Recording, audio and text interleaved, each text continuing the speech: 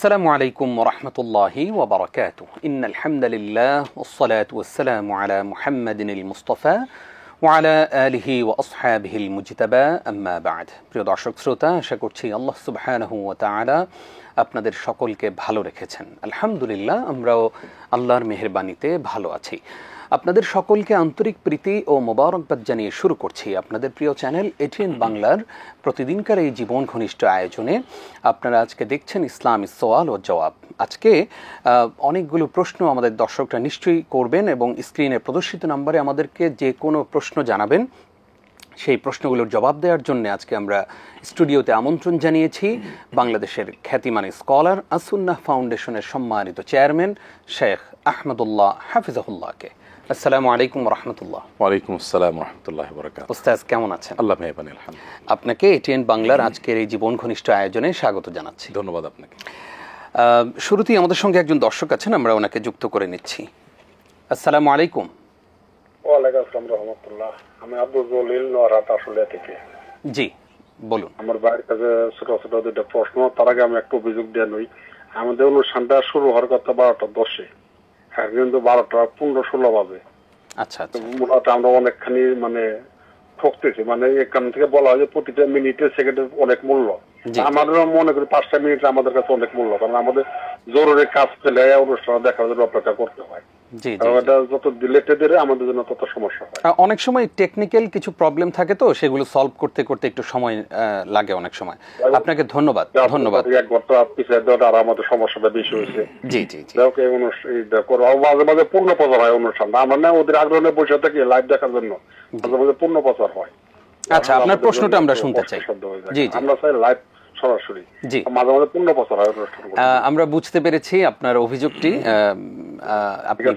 প্রশ্ন হলো, আমি যখন মসজিদে জামাতে যাই, আমি দেখলাম সবার রুকুতে চলে গেছে। সেক্ষেত্রে আমি আল্লাহু আকবার বলে ডাইরেক্ট রুকুতে চলে যাব, নাকি আমি একটা তাকবীর দিয়ে একটু হাত বাঁধবো, হাত বেঁধে আর একটা তাকবীর দিয়ে রুকুতে বা সিজদায় যাব? সঠিক নিয়মটা কোনটা? জি, আমার শুধু একটা প্রশ্ন। অসংখ্য ধন্যবাদ আপনাকে, আমাদের সঙ্গেই থাকুন। জামাতে ইমাম সাহেবকে রুকুতে পেলেন, তখন কি আমরা নিয়ত বেঁধে প্রথমে হাত বাঁধবো নাকি সরাসরি রুকুতে চলে যাব? আমরা মূলত তাকবীরে তাহরিমা যেটা আছে, সেই তাকবীরে তাহরিমাটা পড়ে আল্লাহু আকবার বলে এরপরে আমরা রুকুতে চলে যাব। যদি সময় থাকে হাত বাঁধলাম, কিন্তু আমরা তাকবীরে তাহরিমা পড়ে রুকুতে চলে গেলেই মূলত আমাদের সালাত আদায় হয়ে যাবে ইনশাআল্লাহ। আশা করছি আমাদের দর্শক তার প্রশ্নের জবাব পেয়ে গেছেন। উস্তাদ, আমরা একটি গুরুত্বপূর্ণ প্রশ্নের জবাব আমাদের দর্শকদেরকে দিতে চাই। যেহেতু আজকে বছর শেষ হচ্ছে, বাংলাদেশ সহ পৃথিবীর প্রায় অনেক দেশে এই 31st নাইটটাকে উদযাপন করা হয়ে থাকে। ইসলাম আসলে কি বলে এই বিষয়ে? ধন্যবাদ আপনাকে। মূলত 31st নাইট হোক বা অন্য কোনো নববর্ষ পালন হোক, ইসলাম শরিয়ার দৃষ্টিকোণ হলো যে নতুন বছরের আগমন উপলক্ষে কোনো উৎসব, কোনো আনন্দ, কোনো হৈহুল্লোড়, এটি একজন মুসলিমের জন্য কোনোভাবেই মানানসই নয়, না যৌক্তিক বিচারে, না কোরআন সুন্নাহর আলোকে। আজ থেকে হাজার হাজার বছর আগে ইরানের অগ্নিপূজকরা, তারা সাধারণত তাদের বছরের প্রথম দিনটাকে তারা নওরোজ নাম দিত। এই নওরোজ বা নাইরোজ, নতুন দিন, বছরের প্রথম দিন, এটাকে তারা হৈহুল্লোড় করে পুজো উৎসব করে তারা কাটাতো। এবং তাদের ধারণা ছিল যে বছরের প্রথম দিনকে ভালোভাবে কাটালে সারা বছর ভালো থাকা যায়। তো সেই ধারণাটাই কালের আবর্তে এসে এই খ্রিস্টান ধর্মাবলম্বীদের উপরে চেপে বসেছে এবং তারা সেটাকে ধারণ করেছে। সেখান থেকে 31st নাইট এসেছে। বিজ্ঞান মনস্ক দাবিদার প্রজন্ম, তারা যখন আসলে বছরের প্রথম প্রহরকে এরকম উল্লাস এবং উৎসব করে কাটাবার চেষ্টা করে, হৈ হুল্লোড় করে কাটাবার চেষ্টা করে, সেটা আসলে খুবই দুর্ভাগ্যজনক এবং খুবই একই সাথে হাস্যকর বটে। কারণ বছরের প্রথম প্রহরটি যদি কোনো উৎসবের কারণ হয়, তাহলে সেক্ষেত্রে যেই মুহূর্তে আমরা রাত 12:01 নতুন বছরের প্রথম প্রহর আমরা উৎসব করে কাটাচ্ছি, তার এক মুহূর্ত আগেই কিন্তু একটি বছর শেষ হলো। কারোর আগমন যদি আপনার আনন্দের কারণ হয়, তাহলে তার বিদায়টা তো আপনার বেদনার কারণও হবে। তো যার আগমনে আপনি এত খুশি হয়ে যাচ্ছেন, একটু আগেই যে বিদায় হলো, তার জন্য আপনি কি কেঁদেছেন বা বেদনাহত হয়েছেন?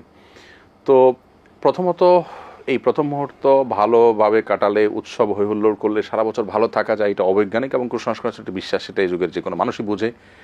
আবার দ্বিতীয়ত বছরের প্রথম প্রহর হলেই আনন্দ যদি করতে হয় তাহলে বছরের বিদায় কেন বেদনা নয়?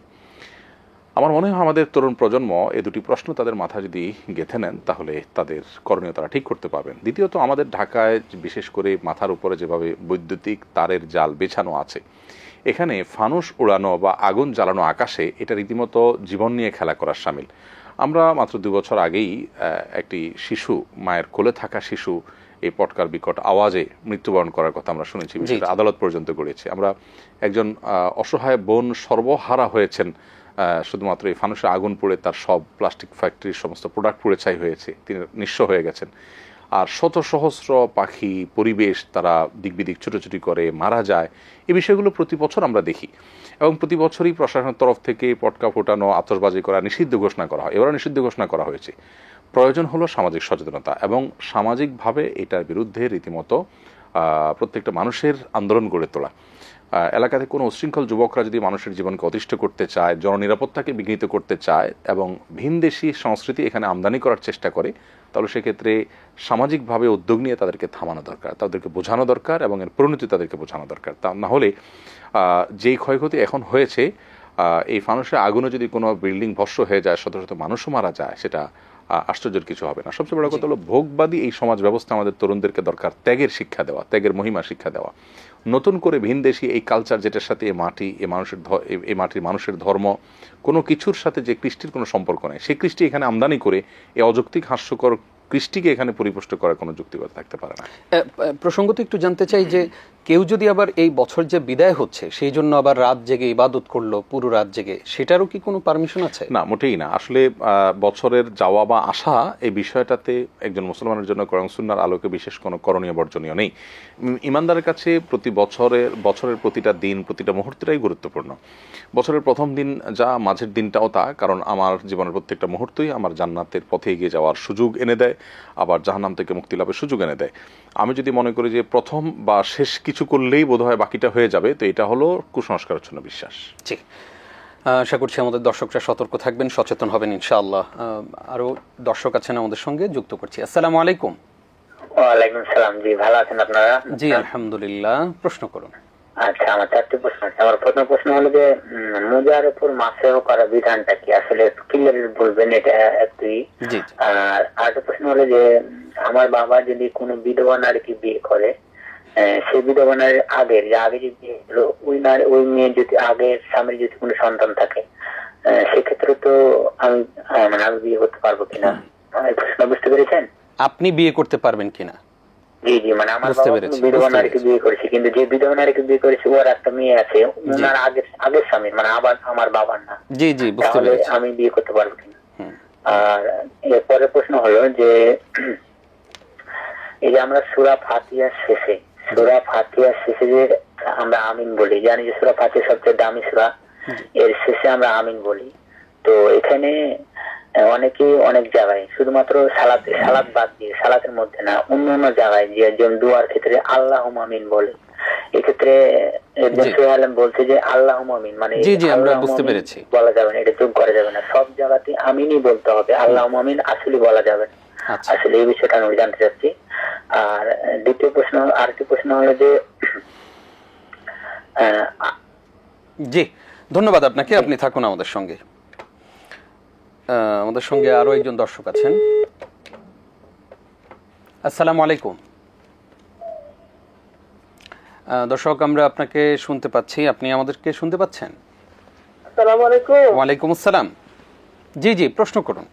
আমার একটা প্রশ্ন আছে, আমার প্রশ্নটা শুনেন। জি বলুন।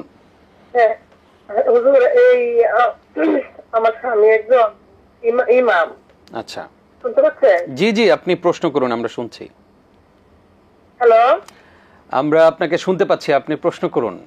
হুজুর, খবর শোনার সময় যখন আবু সাইদের এই যে ছবিটা খবরে দেখায়, আমার স্বামী দেখলে ওটারে গালি দেয়, ওরে নাম ধরে গালি দেয়, তা আমার খারাপ লাগে। অনেক আগের থেকে সে আমলি করে, আমি এটা অপছন্দ করি। জি জি, ধন্যবাদ আপনাকে, আমরা বুঝতে পেরেছি বিষয়টি। জি জি জি, ধন্যবাদ। উস্তাদ আমাদেরকে একজন প্রশ্ন করেছেন, মোজার উপরে আমরা আসলে কিভাবে মাসিহ করব? মোজার উপরে মাসা করার নিয়ম হলো যে ভিজা হাত থাকবে মোজার উপরের অংশে, এভাবে আমরা টান দেবো, এটাই মোজার উপরে মাসা করা। তলা বা পুরা মোজা মাসা করার প্রয়োজন নেই, শুধু উপরের অংশটাতে এভাবে হাত টেনে এই পর্যন্ত নিয়ে আসলে চলবে। আর কোন মোজার উপর মাসা করবে এটা নিয়ে মত পার্থক্য আছে। ওলামায়ে আহনাফের মত হলো যে চামড়ার মোজা হতে হবে, আর অন্যান্য আমাদের মতে অবশ্য খুব মজবুত মোজা হলে চামড়া ছাড়া অন্য মোজাতেও হবে। তো মাসা করতে হবে উপরের অংশ শুধুমাত্র, নিচের অংশ তলার অংশ এরকম নয়। এবং মাসা করতে গিয়ে ভিজানোর প্রয়োজন না, ভিজা হাত ঝাড়া দিয়ে জাস্ট উপর দিয়ে মুছে দিলেই চলবে ইনশাআল্লাহ। কিন্তু সেটা অজু অবস্থায় যদি আপনি মোজা পরেন, অর্থাৎ পূর্ণাঙ্গ অজু অবস্থা যেখানে পাও ধৌত করেছেন, সেই অজুর পরে যদি মোজা পরেন, সে মোজা পরে আপনি নিজের বাসা বাড়িতে যখন থাকবেন 24 ঘন্টার মধ্যে আর মোজাটা না খুলে থাকলে আপনি যতবার অজু করবেন অজু করে তারপর মোজার পর মাসা করলে আপনার অজু হয়ে যাবে। আর মুসাফির অবস্থায় 3 দিন 3 রাত পর্যন্ত এই সুবিধা আপনি পাবেন ইনশাআল্লাহ। ইনশাআল্লাহ। আমাদের সঙ্গে আরো একজন দর্শক আছেন। আসসালামু আলাইকুম। ওয়ালাইকুম আসসালাম। জি, আমি ঢাকা বাড়িগাঁও থেকে বলছি। জি বলুন। আমি বলছিলাম যে যারা ফ্যাসিবাদ, জি, তাদের মধ্যে অনেকে হালাল টাকা মসজিদে দান করে। জি জি। আমার প্রশ্ন, ওই মসজিদ চলাকালে ওই ফ্যাসিবাদের জন্য সুপারিশ করবে না করবে না? আচ্ছা, ধন্যবাদ আপনাকে। উস্তাদ আমাদেরকে একজন প্রশ্ন করেছেন, বাবা যদি কোনো বিধবা নারীকে বিয়ে করেন তাহলে ওই মহিলার আগের স্বামীর সন্তানকে তিনি বিবাহ করতে পারবেন কিনা? জি, তিনি বিবাহ করতে পারবেন, কারণ যেই মেয়েকে বিবাহ করার কথা বলছেন বা ছেলেকে বিবাহ করার কথা বলছেন, ছেলে হোক মেয়ে হোক পক্ষ থেকে, তিনি তার সাথে এই ঘরের যিনি বিয়ে করতে চাচ্ছেন তার আসলে কোনোভাবে রক্তের সম্পর্ক নেই, না বাবার দিক থেকে না মায়ের দিক থেকে। অর্থাৎ ওই সন্তানের বাবা এবং মা দুইটাই ভিন্ন। আপনার বাবার সন্তান যদি হতেন, অর্থাৎ মা ভিন্ন বাবা এক, তাহলেও বিবাহ জায়েজ হতো না। আবার যদি মা এক বাবা ভিন্ন হতো, মায়ের আগের ঘরের সন্তান হতো, তাহলে সেটাও জায়েজ হতো না, কারণ রক্ত সম্পর্কীয়। কিন্তু এখানে যেহেতু আপনার বাবার কোনো স্ত্রী যিনি আপনার মা নন, এই ভদ্র মহিলার আগের ঘরের কোনো সন্তান, আগের ঘরের কোনো সন্তান মানে ওই সন্তানের বাবা আরেকজন, আর মা যিনি ইনি আবার আপনার মা নন, আপন মা নন, যার কারণে তার সন্তানকে আপনি বিয়ে করতে পারবেন, কারণ এখানে রক্তের কোনো কানেকশন নাই আপনার সাথে। জি, গুরুত্বপূর্ণ একটি উত্তর আমরা পেলাম। আমাদেরকে তিনি আরেকটি প্রশ্ন করেছেন যে আমিন নাকি আল্লাহুম্মা আমিন, কোনটা বলবো আমরা? আমরা সূরা ফাতিহার পর যখন বলবো তখন শুধু আমিনই বলবো, কারণ হাদিসে শুধু এটুকুই আছে, ইদা আমাল ইমাম যখন আমিন ইমাম যখন ওয়ালাদ-দালিন বলে ফাকুলু আমিন, তখন তোমরা আমিন বলো। হাদিসে এখানে আমিন শুধু বলা হয়েছে, হাদিসে যতটুকু বলা আছে ততটুকুই বলতে হবে, বাড়িয়ে বলা যাবে না। সো আমরা শুধু আমিন বলবো। তবে অন্য যে কোনো দোয়া, নামাজের বাইরে কোনো দোয়াতে, কোনো আহ্বানে, কোনো ডাকে আল্লাহর কাছে কেউ ডাক দিয়েছেন, দোয়া করেছেন, তার সাথে আপনি আল্লাহুম্মা আমিন বললেন, সেটা ঠিক আছে। আল্লাহুম্মা আমিন মানে হে আল্লাহ আপনি কবুল করুন, আর আমিন মানে কবুল করুন। তো সূরা ফাতিহার শেষে আমিন এটা এভাবে হাদিসে আসছে, সো এখানে আল্লাহুম্মা আমিন বলা যাবে না। কিন্তু সূরা ফাতিহার বাইরে, নামাজের বাইরে আপনি কখনো আল্লাহুম্মা আমিন বললেন, কখনো কোনো দোয়া শেষে শুধু আমিন বললেন, সেটা আপনি করতে পারবেন, কোনো অসুবিধা নেই ইনশাআল্লাহ। আরো একজন দর্শক আছেন আমাদের সঙ্গে। আসসালামু আলাইকুম। ওয়ালাইকুম আসসালাম ওয়া রাহমাতুল্লাহ। আমি রাজবাড়ী থেকে আনোয়ার বলছিলাম। জি জি বলুন প্লিজ। জি, আমার প্রথম প্রশ্ন হলো যে ওই রাত্রে তাহাজ্জুদ পড়ার এবং বিতির পড়ার নিয়ত করে ঘুমিয়ে গেছি, কিন্তু ঘুম ভাঙছে সকালে। এই ক্ষেত্রে আমি ফজর আগে পড়বো না বিতির আগে পড়বো? এই একটা প্রথম প্রশ্ন। দ্বিতীয় প্রশ্ন হলো, এক ব্যক্তির জানাজা একাধিক জায়গায় হতে পারে, এটা জায়েজ আছে কিনা, থাকলে একটা রেফারেন্স দিবেন। জি জি জি, ধন্যবাদ আপনাকে। আরেকটা স্যার, তৃতীয় হলো, আমরা দরখাস্ত করেছিলাম যে এই টাইমটা আমাদের আগের 11টায় নিয়ে গেলে ভালো হতো, কিন্তু আমার দরখাস্তটা মঞ্জুর হলো না। অসংখ্য ধন্যবাদ আপনাকে, সবাই শুনছেন আপনাকে, আশা করছি বিষয়টি খেয়াল করবেন। আমাদের সঙ্গে আরো একজন দর্শক আছেন। আসসালামু আলাইকুম। আসসালামু আলাইকুম। ওয়ালাইকুম আসসালাম।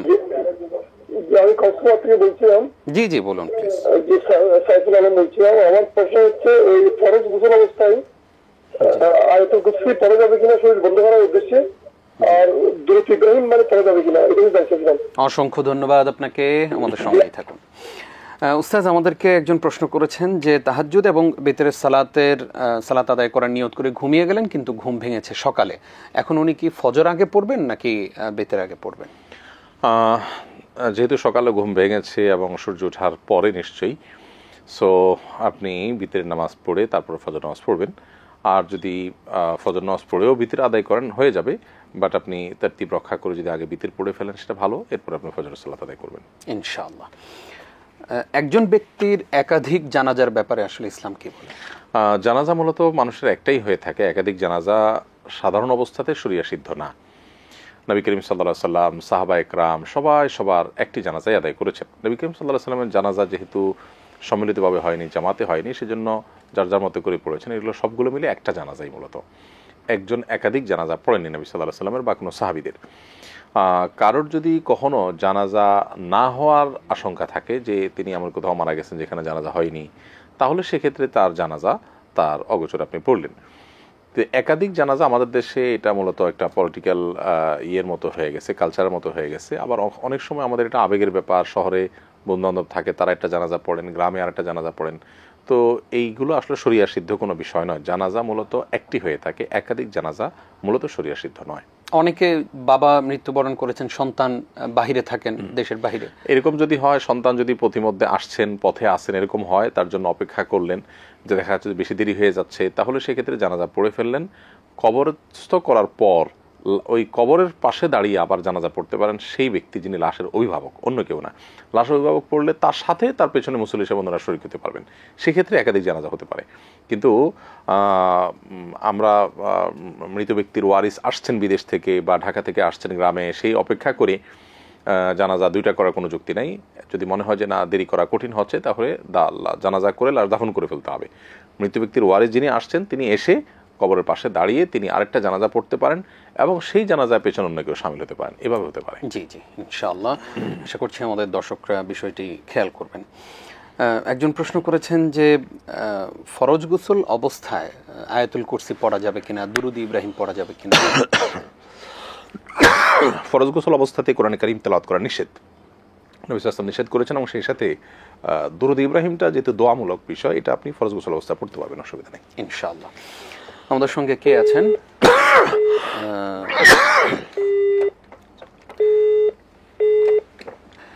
উস্তাদ, আমাদের কাছে অনেকে প্রশ্ন করে থাকেন যে নতুন একটি বছর যেহেতু আসছে, এই নতুন বছরে আসলে একজন ইমানদার বা একজন মুসলিম কিভাবে তার লাইফটাকে সাজাতে পারে, গুছাতে পারে, এইরকম কোনো প্ল্যান ইসলাম দেয় কিনা? আলাদা করে আসলে কোরআন সুন্নাহ বছরকে নতুন করে নতুন বছরের জন্য আলাদা কোনো প্ল্যান প্রোগ্রামের কথা বলে না। তবে একটা বিষয় হলো যে একটি জীবনের একটি বছর শেষ হওয়া মানে হলো জীবন থেকে একটা কিছু সময় খসে পড়া। জি জি, নতুন একটা বছর আসা মানে হলো আমার জন্য নতুন একটা সম্ভাবনা দুয়ার খোলা। অতএব এই পর্যায়ে দাঁড়িয়ে আমাদের যোগ বিয়োগ করা দরকার, যে আমরা যদি কোনো ভুল কিছু করে থাকি সেটার জন্য আল্লাহর কাছে মাপ চাওয়া, ভালো কিছু করে থাকলে আল্লাহর কাছে শুকর আদায় করা, নতুন বছর ভালোভাবে কাটানোর জন্য সংকল্প করা। জি, আমাদের সঙ্গে আরো একজন দর্শক আছেন। আসসালামু আলাইকুম। আসসালামু আলাইকুম। ওয়ালাইকুম আসসালাম। জি, আমি একটা প্রশ্ন করতে চাইছিলাম। জি জি, বলুন প্লিজ। জি, আপনি বলছিলেন। জি জি, প্রশ্ন করুন, আমরা আপনাকে শুনছি, আপনি প্রশ্ন করুন। আমি অনেক সময় বেশিরভাগ তাজ্জুদ নামাজ আদায় করি। এখন তাজ্জুদ নামাজ আদায় করতে গিয়ে জায়গাটা আমি ফজর জামাত হয় 6টায় প্রায়। এখন তাজ্জুদ নামাজ অনেক প্রায় 1 ঘন্টা মতো অপেক্ষা করতে হয়। এটা আমি নিজে নিজে করে নিই। এরপরে এটা কি এটা প্রায় সময় হয় মোটামুটি। তাজ্জুদ নামাজ পড়তে গেলে আমারটা একটু কষ্ট হচ্ছে। আচ্ছা আচ্ছা, এখন আমি নিজে করে নিতে, আমরা বুঝতে পেরেছি। সকালবেলা জামাতের ব্যাপারে ধন্যবাদ আপনাকে। আমাদের সঙ্গে আরো একজন দর্শক আছেন। আসসালামু আলাইকুম। আসসালামু আলাইকুম। দর্শক আমাদেরকে নিশ্চয়ই শুনতে পাচ্ছেন? জি, ওয়ালাইকুম সালাম। জি, প্রশ্ন করুন। জি, আমার প্রশ্নটা হচ্ছে যে নামাজ যে পড়ে, এই যে নামাজে যে উঠতে আল্লাহু আকবার, রুকুতে আল্লাহু আকবার, উঠতে আল্লাহু আকবার, নিচে নামতে আল্লাহু আকবার, ভুলবশত যদি কেউ আল্লাহু আকবার বলতে মিস্টেক করে, অনেক সময় আছে আল্লাহু আকবার বলতে ভুলে গেল বা ছুটে গেল আর কি, সেই ক্ষেত্রে কি নামাজ হয়ে যাবে কিনা? আচ্ছা আচ্ছা, ধন্যবাদ আপনাকে। উস্তাদ, তাহাজ্জুদ আদায় করার পরে ফজরের নামাজের তখনও 1 ঘন্টা বাকি থাকে, এই সময় উনি নিজে নিজে নামাজ পড়ে ফেলেন, এটা কি ঠিক আছে কিনা? না, মোটেই ঠিক নাই। কারণ হলো তাহাজ্জুদের নামাজ পড়া ভালো, কিন্তু তার চাইতেও বেশি ভালো হলো ফজর নামাজ জামাতের সাথে পড়া। যদি আপনার এমন হয় যে তাহাজ্জুদ পড়তে গেলে ফজর নামাজ জামাতের সাথে পড়াটা মিস হয়ে যাবে, তাহলে আপনার জন্য তাহাজ্জুদ না পড়ে বরং ফজরের জামাতের জন্য অপেক্ষা করা ভালো। আপনার তাহাজ্জুদ পড়ার তৌফিক হয়েছে, খুব ভালো কথা, আলহামদুলিল্লাহ। এখন একটু কষ্ট করে সবর করতে হবে, জামাত হওয়া পর্যন্ত প্রয়োজনে আপনি এখানে একটু রেস্ট করতে পারেন। নবী সাল্লাল্লাহু আলাইহি ওয়াসাল্লাম তাহাজ্জুদের পর ফজরের জামাতের আগে একটু ঘুমাতেন। যদি আপনার সেই ঘুম আবার ফজর মিস হওয়ার কারণ হবে বলে মনে না হয়, তাহলে আপনি হালকা একটু রেস্ট করতে পারেন, এরপর উঠে ওযু করে আপনি সালাত আদায় করলেন। কিন্তু তাহাজ্জুদ পড়ে একাকী, এটা অনেকেই করেন, তাহাজ্জুদ পড়ে একাকী ফজরের ফরজ নামাজ পড়ে তারপর শুয়ে পড়েন, অর্থাৎ জামাতটা তিনি মিস করেছেন। ঠিক একই ঘটনা ওমর রাদিয়াল্লাহু তাআলার সময় ঘটেছিল। তিনি এক ব্যক্তির এরকম সালাত আদায়ের কথা শুনে তাকে ভৎসনা করেছিলেন যে তোমার এই রাত জেগে তাহাজ্জুদ পড়ার কোনো মূল্য নাই যদি তুমি ফরজ নামাজ জামাতের সাথে আদায় না করো। জি, অতএব আমরা তাহাজ্জুদ আদায় করার বিষয়টা এভাবেই করব, যাতে আমি তাহাজ্জুদ পড়ে একটু সময় থাকলেও যেন সেই সময়টাতে একটু জিকির আজকার করে তারপরে ফজরের সালাতটা জামাতে আদায় করতে পারি। একজন প্রশ্ন করেছেন যে নামাজে ভুলবশত যদি আল্লাহু আকবার বা তাকবীরগুলো দিতে যদি ভুলে যান, সেক্ষেত্রে কি সালাত হবে কিনা, না হলে করণীয়? সালাতে আসলে আমাদের প্রথম যে তাকবীরে তাহরিমা, এটা বাদে বাকি যে তাকবীরগুলো আছে, এই তাকবীরগুলো দেওয়া সুন্নাহ, যার কারণে এগুলো কোনোটা যদি মিস হয়ে যায়, ভুলে যায় আমরা, নামাজ হয়ে যাবে ইনশাআল্লাহ, নামাজ হবে না, বিষয়টা সেরকম না। জি, আমাদের সঙ্গে আর কে আছেন? আসসালামু আলাইকুম। ওয়ালাইকুম আসসালাম। জি বোন, প্রশ্ন করুন।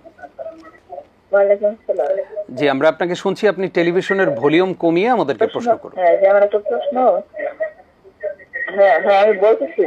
জি, আমি বলতেছি, ধরেন কারো সন্তান, কারো ছেলে বা কারো মেয়ে যদি মা বাবা, ধরেন কারো ছেলে সন্তান যদি মা বাবার অবাধ্য হয়ে কোনো মেয়ের সাথে সম্পর্ক করে, মা বাবাকে না জানিয়ে বিয়ে করে ফেলে, এই বিয়েটা কতটুকু জায়েজ, কতটুকু গ্রহণযোগ্য?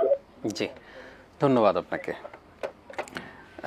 উস্তাজ, ছেলে বা মেয়ে বাবা মায়ের অবাধ্য হয়ে কারোর সাথে সম্পর্ক এবং পরবর্তীতে বিয়ে পর্যন্ত যদি গড়ায়, তাহলে সেটা শরিয়া সিদ্ধ কিনা? দেখুন, আমরা কোরআনের দিকে তাকালে দেখতে পাই আল্লাহ রাব্বুল আলামিন বিবাহর বিষয়টাকে অভিভাবকের উপরে আরোপ করেছেন, অভিভাবকের কর্তব্য হিসেবে উল্লেখ করেছেন। আল্লাহ বলেছেন আনকিহুল আয়ামা মিনকুম ওয়াস-সালিহিনা মিন ইবাদিকুম ওয়া ইমাইকুম, অর্থাৎ তোমরা তোমাদের অধীনস্থদের বিবাহ দাও। এটা বাবা মাকে আল্লাহ নির্দেশ করেছেন। অতএব সন্তান নিজে নিজে বিবাহ না করে বাবা মার মাধ্যমে বিবাহ শাদী করবেন, এটি হলো শরিয়ার মূল যে প্রিন্সিপাল ক্ষেত্রে সেটি।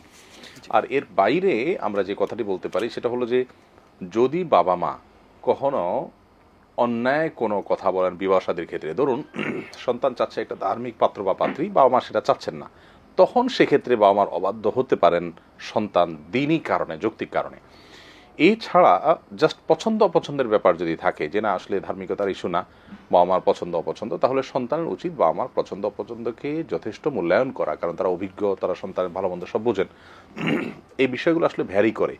অনেক সময় দেখা যায় যে বাবা মা অড সিচুয়েশন তৈরি করেন, কোনো কোনো ক্ষেত্রে, সব বাবা মার ক্ষেত্রে প্রযোজ্য না একই কথা। ধরুন মা চাচ্ছে তার বোনের মেয়ে বিয়ে করাতে, ছেলে বা ছেলের বাবা চাচ্ছেন না। এই জাতীয় বিষয়গুলো আসলে পুরো পরিস্থিতি দেখে তারপর ডিসিশন নেওয়ার বিষয় যে আসলে কি করতে হবে।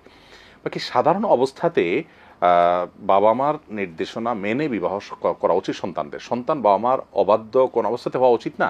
বাবা মা যদি ন্যায্য নির্দেশ করেন বা অন্যায় কোনো কথা না বলেন, তাহলে তাদের এটাকে মূল্যায়ন করা উচিত। যদি সেটা না করেন, অবশ্যই সন্তান অবাধ্য হিসেবে বিবেচিত হবেন। তবে বিবাহর শুদ্ধতা অশুদ্ধতাটা ব্যাপারটা হলো, প্রাপ্তবয়স্ক ছেলে হলে আইনগতভাবে সবল আমাদের বিবাহ বিশুদ্ধ হয়ে যাবে, মেয়ে হলে হানাফি মাযহাব অনুযায়ী বিবাহ বিশুদ্ধ হবে, অন্যদের মতো হবে না। কিন্তু বিশুদ্ধ হওয়া না হওয়ার বাইরে গিয়ে এটা যে বাবা মার অবাধ্যতা, এটা যে একটা অন্যায় আচরণ, সেটা আজকাল অনেক সন্তানরা বুঝতে পারেন না। এটা খুবই দুর্ভাগ্যজনক। জি, আশা করছি আমাদের সন্তানরা সতর্ক থাকবেন এই বিষয়ে। আমাদের সঙ্গে আরো একজন দর্শক আছেন। আসসালামু আলাইকুম। ওয়ালাইকুম আসসালাম। জি, আমি একটা প্রশ্ন করতে চাই। জি জি বলুন। পাশে যে হুজুর বসে আছে, হুজুরকে আমি অনেক পছন্দ করি, ওনার মাহফিল সবসময় শুনি। হুজুর, আমি ওনার যদি একটু পার্সোনাল নাম্বার যদি আমাকে ওই হুজুর দিত, আমার খুব উপকার হতো। জি জি, আপনি থাকুন। জি, আমি যে কোনো কিছু ভালো করি। জি, আসসালামু আলাইকুম। ওয়ালাইকুম আসসালাম। হুজুর, আমার প্রশ্নটা শুনেন একটু। জি হুজুর, আমার স্বামী এই শেখ হাসিনার ঘরের তাকেও নাকি আমাকে রাখবে না। আমি এর ব্যাপারে কথা বলি কেন, জমাতের কথা বলি কেন, ও একটা ইমাম, আমি এই নিয়ে কি করবো? আমার অনেক গালাগালি করে। আমি শেখ হাসিনা। জি, আমরা বুঝতে পেরেছি। আপনি থাকুন আমাদের সঙ্গে। উস্তাদ, সাংসারিক জীবনে আসলে রাজনৈতিক দলের ক্ষেত্রে কেউ একটা পছন্দ করেন, কেউ আরেকটা পছন্দ করেন, এরকম হতে পারে। এগুলো নিয়ে অনেক ফ্যামিলিতে বাবার সাথে সন্তানের, স্ত্রীর সাথে স্বামীর এরকম দ্বন্দ্ব হয়। এক্ষেত্রে আসলে আমাদের করণীয় কি? দেখুন, প্রথমত স্ত্রী, আমাদের বোন প্রশ্ন করেছেন যেহেতু, তিনি আবার বলেছেন তার স্বামী মসজিদের ইমাম হন আর মুক্তাদি হন আর মুয়াজ্জিন হন, কথা সবার জন্য সমান। সেটা হলো যে স্ত্রী হিসাবে স্বামী যদি কোনো অন্যায় করেন, যে অন্যায়টা তাকে কুফরি পর্যন্ত না নেয়, তাহলে সেক্ষেত্রে সেই স্বামীর সাথে আপনি সংসার করাটা ইসলামের দৃষ্টিকোণ থেকে আপনার জন্য জায়েজ। সো আপনি সংসার করবেন, তার অন্যায় তাকে পাবে, আপনি তাকে নরমে বিনম্রতার সাথে বোঝাতে পারলে বোঝাবেন। আপনি যেটাকে সঠিক মনে করছেন এটার প্রতি তাকে দাওয়াত দিলেন। যদি মনে করছেন যে না, তিনি এটা দিলে আরো হিতে বিপরীত হয়ে যাবেন, আপনি বললেন আরো রাগ করে, তাহলে আপনি তাকে তার মতো ছেড়ে দেন, আল্লাহর উপরে সুপর্দ করে দেন, আপনি আপনার মতো সুখে শান্তিতে সংসার করার চেষ্টা করেন।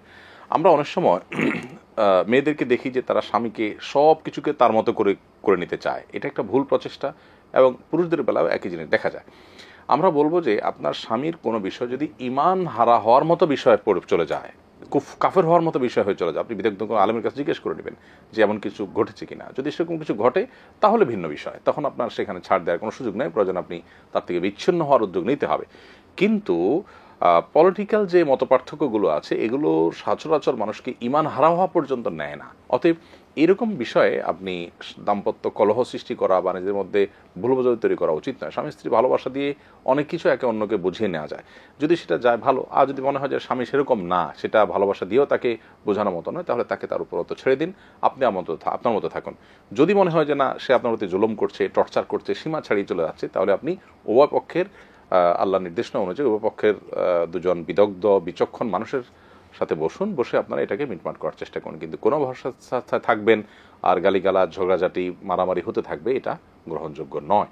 আপনাকে সবর করতে হবে, আর না হলে ভিন্ন কোনো চিন্তা করতে হলে মুরব্বীদের নিয়ে বসে পরামর্শ করে নিতে হবে।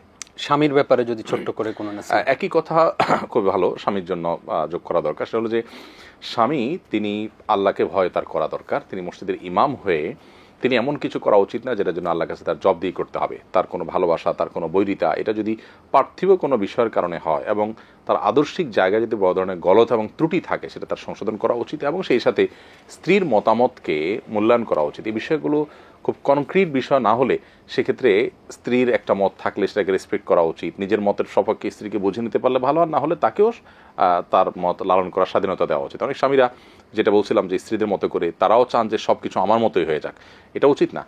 ভিন্ন ভিন্ন মত নিয়ে মানুষ যে বসবাস করতে পারে, ওমর রাদিয়াল্লাহু তাআলা আনহুর সাথে তার স্ত্রীর একটা ভিন্ন মত ছিল, যদিও সেটা শরিয়া সংক্রান্ত বিষয়, আজকালকার মতো এরকম পলিটিক্যাল ইস্যু না, তারপরেও পলিটিক্যাল ইস্যুতেও ভিন্ন মত থেকেও সংসার জীবন করা যায় যদি শরিয়া যাকে যার যতটুকু কর্তব্য দিচ্ছে সেটা তিনি বোঝেন, স্বামী তারটা যদি বোঝেন, তাহলে এর মধ্যেও সংসার করা যেতে পারে। উভয় দিন বোঝাটা গুরুত্বপূর্ণ। এখন কথা হলো, যারা আসলে চিন্তাগত বড় ধরনের ত্রুটি আছে, রং আছে, অনেক ধরনের উল্টাপাল্টা বিশ্বাস তিনি ধারণ করেন, লালন করেন, আসলে তিনি শরিয়া কতটা বুঝেছেন সেটা তো আরেক প্রশ্নের সাপেক্ষ বিষয়। খুবই গুরুত্বপূর্ণ একটি প্রশ্নের জবাব জেনেছি আমরা। আমাদের সঙ্গে আরো একজন দর্শক আছেন। আসসালামু আলাইকুম। দর্শক, আমরা আপনাকে শুনছি, আপনি টেলিভিশনের ভলিউম কমিয়ে আমাদেরকে প্রশ্ন করুন। আসসালামু আলাইকুম। ওয়ালাইকুম আসসালাম। আমি দুটো প্রশ্ন করতে চাই, প্লিজ। প্রথম প্রশ্নটি হলো, আমাদের ইসলামী বিয়ের ক্ষেত্রে ছেলে বা মেয়েকে যখন গোসল করানো হয়, সেক্ষেত্রে ওখানে ভাবি, বোনেরা বা অনেকেই থাকে, এটা ইসলাম কতটুকু সমর্থন করে? একা একা গোসল করা বা সবাই মিলে গোসল করা, এক্ষেত্রে একটু বলবেন। আর আরেকটা প্রশ্ন হলো যে আমরা আল্লাহর কাছে অনেক কিছু চাই, সেক্ষেত্রে এখানে কোনো বাউন্ডারি আছে কিনা, যে এটা চাওয়া যাবে না, এটা চাওয়া যাবে? যেমন আমি একজনকে পছন্দ করি, এটাকে আমি আল্লাহর কাছে চাইতে পারবো কিনা, সেটা একটু বলবেন। জি, ধন্যবাদ আপনাকে, সুন্দর প্রশ্ন করেছেন। শেখ, বিয়ের ক্ষেত্রে গোসলের যে বিষয় কিভাবে করবেন, এর উত্তর হলো যে অন্যদিন যেভাবে গোসল করেন বিয়ের দিন একইভাবে গোসল করবেন। বিয়ের দিনে গোসল আরো আলাদা কোনো নিয়ম নাই। যে লোকটা নিজে সুস্থ সবল, তার হাত পা ভালো আছে, ল্যাংড়া না, লুলা না, খোড়া না, সব সুস্থ আছে, সে তো ওয়াশরুমে গিয়ে নিজের গোসল নিজে করতে পারে, প্রতিদিন সে সেটাই করে। বিয়ের দিন তাকে ধরে এনে কতগুলা পুরুষ, কতগুলা মহিলা কাঁধে করে এনে তাকে পানি ঢেলে দিতে হবে, এই নাটক করার দরকারটা কি? মূলত আমাদের দেশীয় কালচার এটি, এই কালচারটা এমনি এমনি আসেনি, এটি এসেছে হিন্দুদের কাছ থেকে। বিবাহ কেন্দ্রিক বেশিরভাগ অপসংস্কৃতি যেগুলো শরিয়া সিদ্ধ নয়, এগুলো বেশিরভাগ এসছে হিন্দুদের কাছ থেকে। এর ভিতরে আপনি দেখবেন যে ওই যে গায়ে হলুদ, গায়ে মরিচ, আমি জানি না মরিচ আছে কিনা, গায়ে হলুদ, তারপর দুবলা ঘাস, এটা সেটা, এসব করে নারী পুরুষের যে অবাধ মিশ্রণ এখানে হাজারো নোংরামের পথকে তৈরি করে দেয়। এই যে গোসলের নাম দিয়ে ছেলেকে বিয়ে করা, গোসল করাতে গিয়ে তার ভাবিরা সেখানে যুক্ত হচ্ছে, বান্ধবীরা সেখানে যুক্ত হচ্ছে, এখানে কি হবে বলাই বাহুল্য। গায়ে হলুদের নামে যেগুলো হচ্ছে এগুলো সবই সুস্পষ্ট নোংরামি। বিবাহর কেন্দ্রিক আনুষ্ঠানিকতাগুলো যদি নোংরামি থেকে মুক্ত করা না যায়, দাম্পত্য জীবনের সুখ শান্তি এটা সোনার হরিণ এবং অধরাই থেকে যাবে। আমাদের যে দাম্পত্য কলহগুলো বাড়ছে দিন দিন, এগুলোর অনেক কারণগুলোর ভিতরে এটাও একটি কারণ যে বিবাহ কেন্দ্রিক যে কালচার আছে এখানে আল্লাহর অবাধ্য হওয়া হয় প্রচুর পরিমাণে। অতএব অন্য 10 দিন যেভাবে গোসল করবেন বিবাহ দিন একইভাবে গোসল করবেন। কোনো অঞ্চলের কালচার যদি এমন হয়, ঠিক আছে ওই দিনের জন্য তাকে একটু জামাই হিসাবে জামাই আদর, বই হিসাবেও আদর করবেন, তাহলে ছেলেরা ছেলেকে, মেয়েরা মেয়েকে করাবে কি, সেক্ষেত্রে সতর শরীয়তের অন্যান্য বিষয়গুলো সব ঠিকঠাক রেখে করতে হবে। সেটা তো আলটিমেটলি থাকে না, এটা হলো বাস্তবতা। জি, সে বিয়ের ক্ষেত্রে আরো একটা গুরুত্বপূর্ণ বিষয়, যেহেতু বিয়ের প্রসঙ্গে এসেছে, এই যে বিয়ের দাওয়াত দিয়ে যে গেট ধরা, তারপরে সামনে টেবিল চেয়ার নিয়ে বসা, কেমন যেন বিরিয়ানি বিক্রি করা হচ্ছে বা পোলাও বিক্রি করা হচ্ছে, এরকম বাধ্যতামূলক বিক্রি করা হচ্ছে, এটা সঠিক না। এটা বিক্রি তো আরো সুন্দরভাবে করা হয়। আপনি সাধারণত হোটেলে গেলে খাবেন, খাওয়ার পরে বিল দিতে হয়। জি জি। আর এখানে ঢোকার সময় আপনাকে বিল দিতে হবে, পে ফার্স্ট। হ্যাঁ, পে ফার্স্ট। এটা উচ্চাইতে বড়, এবং এটা হলো এক প্রকারের ডাকাতি আর কি। ডাকাতি করার সময় ছুরি এবং আপনার পিস্তল সাথে নেয়, এখানে হলো খাতা কলম আর টেবিল চেয়ার সাথে নিছে, যে আগে দেন, খাবেন 500 টাকা, দিয়ে যাবেন 5000 টাকা। এই জন্য এই জাতীয় দাওয়াত পেলে অনেক গরিব মানুষ মনে কষ্ট পায় যে না গেলে ভুল বুঝবে, আর গেলে আমরা বউ বাচ্চা সবাই মিলে খাবো 2000 টাকা, নিয়ে যেতে হবে 5000 টাকার গিফট। তো এই চাঁদাবাজি বন্ধ হওয়া উচিত, এবং এটা খুব নির্লজ্জ একটা কালচার। কেউ যদি উপহার দিতে চায় তো সে তার মতো তো দিবেই। আপনি ঢুকার সময় টেবিল চেয়ার নিয়ে বসলেন, একজন করে গুনে গুনে নিলেন, কে কি দিল সেটা আবার লিখে নিলেন। এই হাস্যকর কালচার যে আর কতদিন থাকবে আমাদের সমাজে আমি জানি না। তো এটি আমাদের দূর হওয়া উচিত। এর শুধুমাত্র বিবাহ কেন্দ্রিক হয় তা না, এটা আকিকা কেন্দ্রিক হয়, বিবাহ কেন্দ্রিক হয়, নানাবিধ অনুষ্ঠানে হয়। জাযাকাল্লাহ খাইর উস্তাদ, অনেকগুলো প্রশ্নের জবাব জেনেছি। কষ্ট করে আমাদেরকে সময় দেওয়ার জন্য আপনাকে ধন্যবাদ জানাচ্ছি।